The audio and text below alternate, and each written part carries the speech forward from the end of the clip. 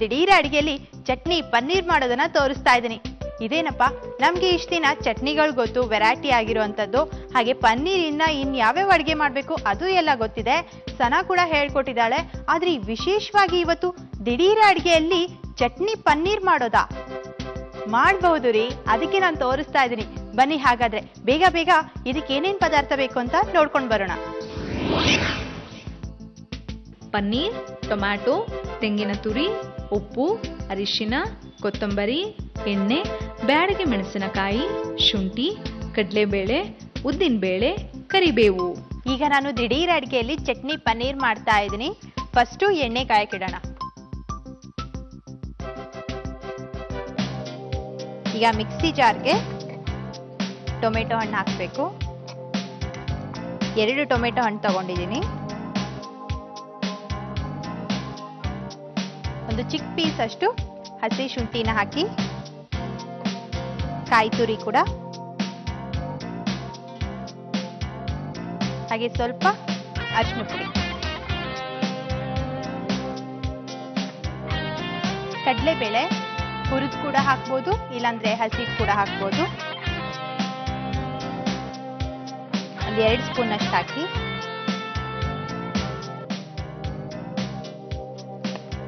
ಹಾಗೆ ಉದ್ದಿನ ಬೇಳೆ ಕೂಡ 1 ಸ್ಪೂನ್ ಅಷ್ಟು ಹಾಕಿ. ಹಾಗೆ ವೀಕ್ಷಕರೇ, ಕೆಲವ್ರ ಮನೆಯಲ್ಲೆಲ್ಲ ಏನ್ ಮಾಡ್ತಾರೆ, ದಿನನಿತ್ಯಕ್ಕೆ ಬಳಸುವಂತ, ಒಗ್ಗರಣೆಗೆ ಬಳಸುವಂತ ಬೇಳೆಗಳು ಅಂದ್ರೆ ಕಡಲೆಬೇಳೆ, ಉದ್ದಿನ ಬೇಳೆ ಇಂಥದನ್ನೆಲ್ಲ ಸ್ವಲ್ಪ ಬಿಸಿ ಮಾಡಿ ಇಡ್ತಾರೆ, ಕೆಡೋದಿಲ್ಲ, ಹಾಗೆ ನುಷಿ ಆಗಲ್ಲ ಅಂತ ಹೇಳಿ. ಹಾಗೆ ಜೋಳ ಹಾಗೆ ಗೋಧಿಯಲ್ಲೆಲ್ಲ ಬೇವಿನ ಎಲೆ ಹಾಕಿಡ್ತಾರೆ, ಆಗ್ಲೂ ಕೂಡ ನುಷಿ ಹುಳ ಆಡೋದಿಲ್ಲ. ರವೆ ಅಂತೂ ಹುರಿದಿಡ್ತಾರೆ, ಸಣ್ಣ ರವೆಯಲ್ಲಂತೂ ಬೇಗ ಹುಳ ಆಗುತ್ತಲ್ವಾ, ನೀವು ಕೂಡ ಹುರಿದಿಟ್ಬಿಡಿ. ನೋಡಿ ಎಷ್ಟೊಂದು ನಮ್ಗೆ ಗೊತ್ತಿರಲ್ಲ ಅಷ್ಟೇ, ಸಣ್ಣದು. ನಾವು ಅದಕ್ಕೆ ಅಯ್ಯೋ ಏನ್ ಮಾಡ್ಬೇಕಪ್ಪ, ಕೆಟ್ಟೋಯ್ತಲ್ಲ ಪದಾರ್ಥ ಯೋಚನೆ ಮಾಡೋ ಬದಲು ಈ ತರದ ವಿಷಯ ತಿಳ್ಕೊಂಡಿದ್ರೆ ಸುಲಭ ಅಲ್ವಾ? ಯಾಕಂದ್ರೆ ಈಗಿನ ಜಮಾನದಲ್ಲಿ ಎಲ್ಲ ಕಾಸ್ಟ್ಲಿ ರೀ, ಗಗನಕ್ಕೆ ಮುಟ್ಟಿದೆ ಎಲ್ಲ ರೇಟು. ಈಗ ಮೆಣಸಿನ್ಕಾಯಿ ಹಾಕಿದ್ದಾಯ್ತು.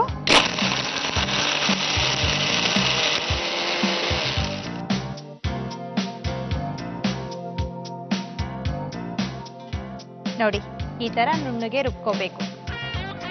ನೆಕ್ಸ್ಟು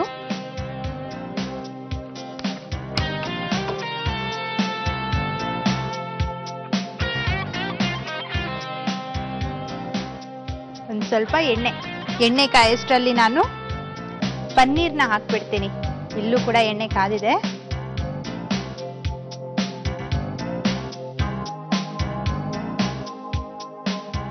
ಪನ್ನೀರ್ನ ನೀವು ಎಣ್ಣೆಯಲ್ಲಿ ಫ್ರೈ ಕೂಡ ಮಾಡ್ಕೋಬಹುದು, ಇಲ್ಲ ಅಂದ್ರೆ ಈ ತರ ಕರೆದ್ಬಿಟ್ರೆ ಟೇಸ್ಟ್ ಚೆನ್ನಾಗಿರುತ್ತೆ.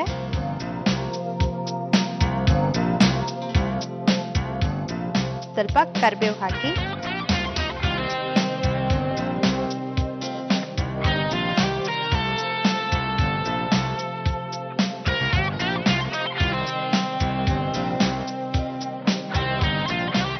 ಪನ್ನೀರ್ ಕೂಡ ರೆಡಿ ಆಗಿದೆ.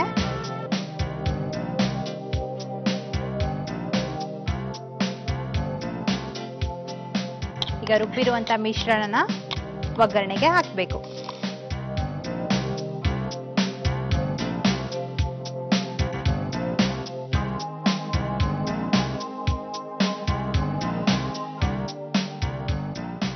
ಸ್ವಲ್ಪ ನೀರು ಹಾಕಿ,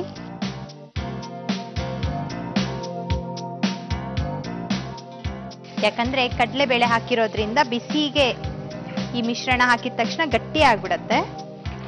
ಸ್ವಲ್ಪ ನೀರು ಹಾಕಿದ್ರೆ ಹದವಾಗಿರುತ್ತೆ. ಚಟ್ನಿ ಅಂದ ತಕ್ಷಣ ನೀವೆಲ್ಲ ಮಾಮೂಲಿ ಚಟ್ನಿ ರೆಡಿ ಮಾಡ್ತೀವಲ್ಲ, ಅದೇ ತರ ಅದಕ್ಕೆ ಸ್ವಲ್ಪ ಪನ್ನೀರ್ ಹಾಕ್ಬಿಟ್ರೆ ಆಯ್ತು ಅಂತ ತಿಳ್ಕೊಂಡಿದ್ರಲ್ವಾ? ಇದು ಡಿಫ್ರೆಂಟ್ ಆಗಿದೆ ಚಟ್ನಿ. ಈಗ ರುಚಿಗೆ ತಕ್ಕಷ್ಟು ಉಪ್ಪು,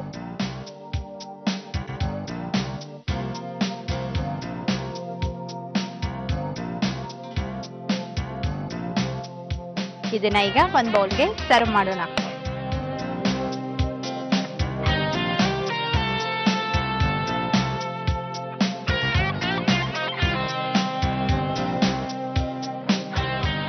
ಪನ್ನೀರ್ನ ಎಣ್ಣೆಯಲ್ಲಿ ಕರೆದಿದ್ವಲ್ವಾ, ಈ ತರ ಇಡ್ಬೇಕು.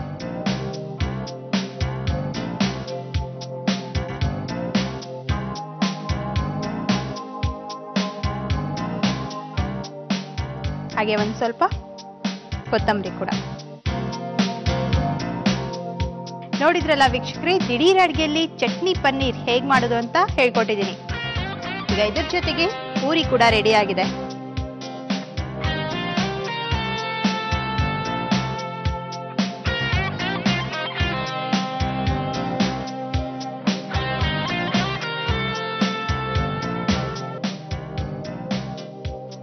ವಾವ್, ಬಿಸಿ ಬಿಸಿಯಾಗಿ ಪೂರಿ ಚಟ್ನಿ ರೆಡಿ.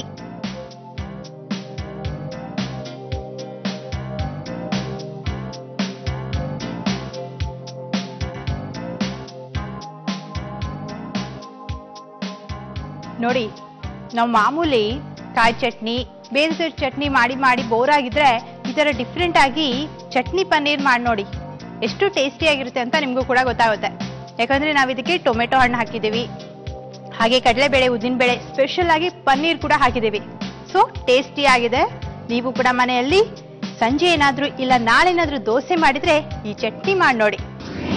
ಚಟ್ನಿ ಪನ್ನೀರ್ ಮಾಡುವ ವಿಧಾನ: ಮಿಕ್ಸಿ ಜಾರ್ನಲ್ಲಿ ಟೊಮ್ಯಾಟೊ, ಶುಂಠಿ, ತೆಂಗಿನ ತುರಿ, ಅರಿಶಿನ, 2 ಸ್ಪೂನ್ ಕಡಲೆಬೇಳೆ, 1 ಸ್ಪೂನ್ ಉದ್ದಿನಬೇಳೆ, ಬ್ಯಾಡಗಿ ಮೆಣಸಿನಕಾಯಿಯನ್ನು ಹಾಕಿ ಚೆನ್ನಾಗಿ ರುಬ್ಬಿಕೊಳ್ಳಿ.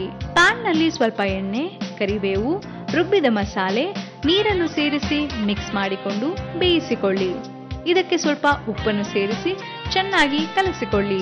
ಈಗ ಇದನ್ನು ಸರ್ವಿಂಗ್ ಬೌಲ್ನಲ್ಲಿ ಹಾಕಿ ಫ್ರೈ ಮಾಡಿದ ಪನ್ನೀರನ್ನು ಹಾಕಿ ಸ್ವಲ್ಪ ಕೊತ್ತಂಬರಿಯನ್ನು ಸೇರಿಸಿ ಪೂರಿಯೊಂದಿಗೆ ರುಚಿಯಾದ ಚಟ್ನಿ ಪನ್ನೀರನ್ನು ತಿನ್ನಲು ಕೊಡಿ.